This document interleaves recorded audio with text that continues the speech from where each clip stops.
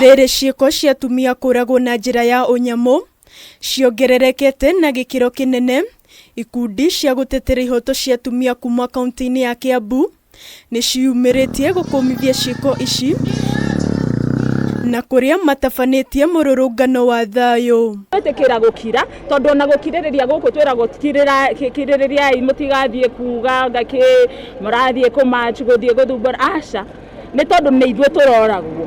Nĩ ithuĩ rũciũ wokĩra ũkaigua atĩ ng'ania witũ nĩ aroragirwo arakorirwo kahũa-inĩ kana arathiĩte Airbnb kana arathiĩte icera nakũ, gũtirĩ mũndũ waragia ũhoro ũyũ. Ona warora penal code recognized femicide na femicide nĩ kĩndũ recognized worldwide.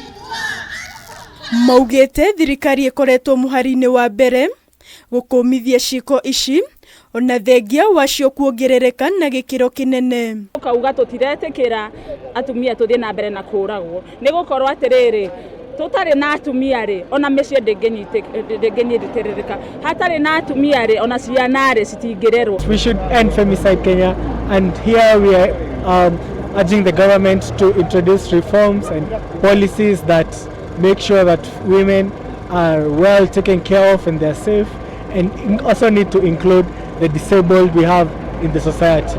Nĩ mahinyĩrĩirie magoti kũhenyũkagia macira ma njuragano cia atumia na gũtacũkagĩria arĩa maratabania njuragano ici makinya mahiũ ma kĩwatho. Na nĩ tũkwenda nginya atongoria aitũ makĩarie mathiĩ mbunge-inĩ mauge atĩrĩrĩ nĩ tũreganĩte na ũhoro ũyũ wa atumia kũragwo. Nĩ magoti mahiũhio biũ.